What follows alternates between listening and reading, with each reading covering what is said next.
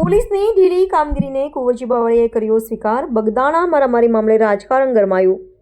બગદાણાના સેવક પર થયેલા હુમલા મામલે હવે રાજકારણ ગરમાયું છે. રાજ્યના કેબિનેટ મંત્રી કુંવરજીભાઈ બાવળિયાએ પોલીસની કામગીરી ઢીલી હોવાનું સ્વીકારીને નિવેદન આપ્યું છે. આ ઘટનાને પગલે મંત્રી કુંવરજીભાઈ બાવળિયા મહુવાની હનુમંત હોસ્પિટલ ખાતે સારવાર લઈ રહેલા નવનીતભાઈને મળવા પહોંચ્યા હતા. નોંધનીય છે કે આ પહેલા કોંગ્રેસ તેમજ આમ આદમી પાર્ટીના ધારાસભ્યો પણ હોસ્પિટલ ખાતે મુલાકાત લઈ ચૂક્યા છે. ઘટનાને લઈ રાજકીય ઘમાસાણ તેજ બન્યું છે અને આરોપીઓ સામે કડક કાર્યવાહી કરવાની માંગ ઉઠી રહી છે. અહેવાલ રોહિતા જતાપરા.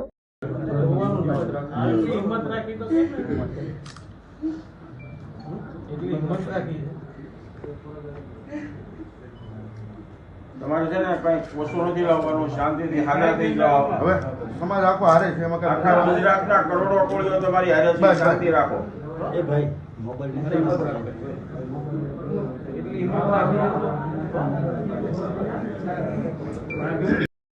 થોડા બધા નડે. રાજેશભાઈ, મહુવા ખાતે આપ આજે આવ્યા છો હનુમંત હોસ્પિટલમાં. શું વાત થઈ છે નવનીત બાલદિયા સાથે ને કેવા પ્રકારની તમને તેણે રજૂઆત કરી? હુમલાને કેવી રીતે જોવો છો? થોડા દિવસ પહેલાં બગદાણાના સેવક નવનીતભાઈ બાલદિયા ઉપર એક જીવલેણ હુમલો થયો. એ ઘટના સમગ્ર ગુજરાત માટે ખૂબ આઘાતજનક છે અને આવી ઘટનાઓ થવી ન જોઈએ. કોઈ પણ સમાજ માટે હોય આવી ઘટનાઓ ના થવી જોઈએ એવી હું આપના માધ્યમથી લોકોને વિનંતી કરું છું. પણ જ્યારે અહીંયા નવનીતભાઈને મળ્યા, આ વિસ્તારમાં અને ખાસ કોળી સમાજમાં ખૂબ મોટો રોષ છે, ત્યારે એમની જે ફરિયાદ હતી એ ફરિયાદના આધારે એમની અપેક્ષા મુજબ પોલીસ વહીવટીતંત્ર દ્વારા તપાસ ના થઈ હોય એવો એમનો આક્ષેપ. એના આધારે અમારા ધારાસભ્ય હીરાભાઈ સોલંકી અહીંયા આવી અને અમારા કેબિનેટ મંત્રી કુંવરજીભાઈએ સરકારમાં રજૂઆત કરીને પીઆઈને અહીંયાથી એ એમની પાસે તપાસ લઈ લેવામાં આવી અને બીજા અધિકારીને આ તપાસ સોંપવામાં આવી.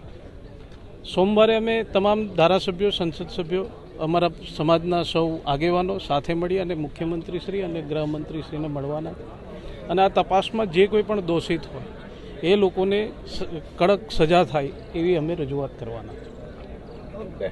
ખાસ કરીને રાજેશભાઈ, એક જવાબદાર સાંસદ તરીકે બંને સમાજ વચ્ચે વેર ન બંધાય તે માટે શું આપશે? ખાસ કરીને મેં કીધું એમ કે કોઈ પણ સમાજની સામે આવી ઘટનાઓ આવતી હોય એ દરેક સમાજ માટે આવી ઘટનાઓ ના બનવી જોઈએ એ ચોક્કસપણે એક સમાજના જવાબદાર વ્યક્તિ તરીકે કહું છું. હું આહિર સમાજના સૌ યુવાનોને પણ કહું છું, કોળી સમાજના યુવાનોને પણ કહું છું કે કોઈએ સોશિયલ મીડિયાના માધ્યમથી એકબીજા સમાજો માટે કોઈ વૈમનસ્ય ન ફેલાય એવી હું તમારા બધાના માધ્યમથી વિનંતી કરું છું. કારણ કે ઘટના છે, દુઃખદ છે અને કોઈને ન્યાય જોતો હોય તો એ પોતાનો અધિકાર ન્યાયતંત્ર પાસે માગી શકે અને એના આધારે હું દરેક યુવાનોને કહું છું કે કોઈ પણ સોશિયલ મીડિયામાં કોઈ વ્યક્તિ કે કોઈ સમાજ માટે કોઈ ટિપ્પણી ના કરે એવી વિનંતી કરું છું. કુંવરજીભાઈ, આજે મહુવા ખાતે આપ આવ્યા છો. કોળી સમાજનો જે યુવક છે નવનીત બાલદિયા, તેને મારવામાં આવ્યો છે, શું કહેશો?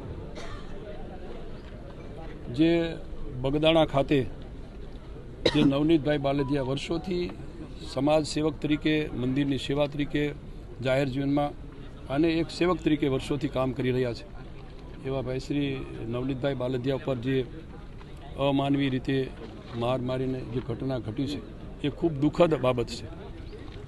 એમની અહીંયા હોસ્પિટલમાં દાખલ કર્યા પછી એ વખતે જે પ્રથમ તો એમના કહેવા મુજબ ફરિયાદ પણ થોડી ખૂબ મોડી લેવાની, ફરિયાદ લેવાયા પછી પણ જે રીતે તોહમતદારોને સમયસર ધરપકડ કરવી જોઈએ અને પગલાં લેવા જોઈએ એમાં પણ ખૂબ પોલીસ તરફથી વિલંબ થયો.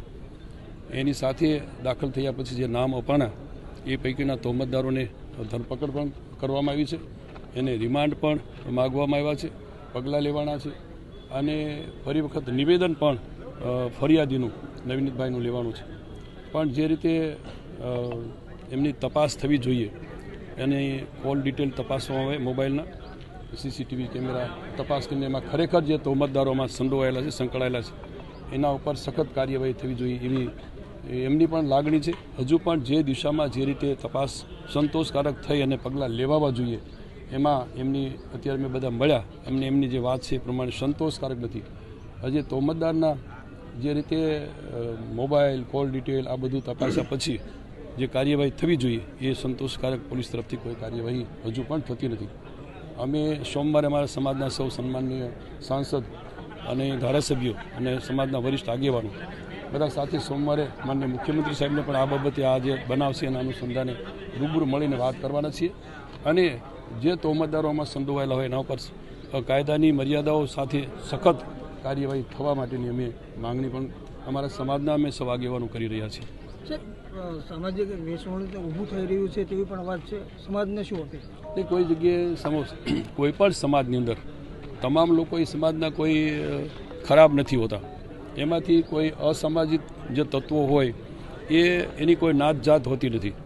જે લોકોમાં કોઈ પણ સમાજની અંદર અસામાજિક તત્વો હોય તો એટલા પૂરતી મર્યાદિત છે, પણ કોઈ બે સમાજ કે એક સમાજ કોઈ એમાં આખો સમાજ ખરાબ નથી હોતો. અચ્છા કુંવરજીભાઈ, ખાસ કરીને નવનીત બાલદિયાના આક્ષેપ છે તળાજા તાલુકા ભાજપના યુવા પ્રમુખ છે જયરાજ આહિર, જે માયાભાઈ આહિરના દીકરા છે, તેની સામે હજી પોલીસ છે તેનું નામ નથી ખોલતી તેવો તે આક્ષેપ કરી રહ્યા છે. હજુ પણ હમણાં આપને મેં કહ્યું તેમ એની મોબાઈલની કોલ ડિટેલ અને સીસીટીવી કેમેરાઓ એ તપાસાય અને એમાં જે કોઈ તહોમતદાર છે એને કોઈને છોડવામાં નહીં આવે એવી વાત અમે અમારા અધિકારીઓ પોલીસ અધિકારીઓને પણ કહેવાના છીએ અને માનનીય મુખ્યમંત્રી સાહેબને પણ અમે સોમવારના દિવસે બધા સમાજના આગેવાનો ધારાસભ્યો અને સંસદ સભ્યો બધા મળીને એ વાત કરવાના છે. જે કોઈ તહોમતદાર હોય એ કોઈને આમાં છોડવામાં ન આવે અને પૂરી સખ્તાઈથી પગલાં લેવામાં આવે. કુંવરજીભાઈ, ગઈકાલે એક કથિત ઓડિયો પણ વાયરલ થયો છે જે જયરાજ આહિરનું ફાર્મ હાઉસ છે તેમાં આ કેસનો મુખ્ય આરોપી છે નાજુ કામળિયા તથા રાજુ બમ્બર, તેનો એક વિડીયો વાયરલ થયો છે. જેનો વિડીયો વાયરલ થયો છે એમાં જે કોઈ તહોમતદાર તરીકે એમાં સાબિત થશે એને અમે માનનીય મુખ્યમંત્રી સાહેબ પાસેથી સખત કાર્યવાહી થાય, પગલાં લેવાય એ બાબતે અમે સાથે મળીને રજૂઆત કરવાના, પગલાં પણ લેવડાવવાના છે. કુંવરજીભાઈ, 2 કે 3 દિવસ પૂર્વે માયાભાઈ પણ આપને મળ્યા હતા, એક પ્રકારની વાત સામે એ અમે એક પ્રસંગ ત્યાં મિટિંગ હતી અમારી શ્રમ રોજગાર વિભાગની, અને એ મિટિંગમાં અમે ખાસ કરીને જે માછીમારો છે અને મત્સ્ય ઉદ્યોગને લઈને અમારી બેની સંકલનની મિટિંગ હતી કે મત્સ્ય ઉદ્યોગના જે કામ કરી રહેલા મચ્છીમારો છે એને શ્રમિક તરીકે ગણીને એને કઈ રીતે અમે અમારા વિભાગમાંથી કાર્ડ આપીને લાભ અપાવી શકાય. મત્સ્ય ઉદ્યોગ છે એ જીતુભાઈ પાસે અને શ્રમિક વિભાગ છે મારી પાસે. અમે બંને ત્યાં મિટિંગમાં બેઠા હતા. મિટિંગ પૂરી થઈ ત્યાં માયાભાઈ આવી ગયા અને એક સાધુ પણ એમની સંત પણ એમની સાથે હતા. એટલે એ બધા મેં જોગાનો જોગ ત્યાં આ મિટિંગમાં ભેગા થયા. એમની સાથે કોઈ લેવા દેવા આ બનાવની કંઈ લાગે વળગે નહીં, અને આ બનાવની ત્યારે મને જાણ પણ નહોતી, અમને એને બેમાંથી કંઈ જાણ નહોતી. એટલે આ બાબતને કોઈ લાગે કોઈ પ્રકારની નહીં, ફક્ત ચા પાણી પીને છૂટા પડ્યા.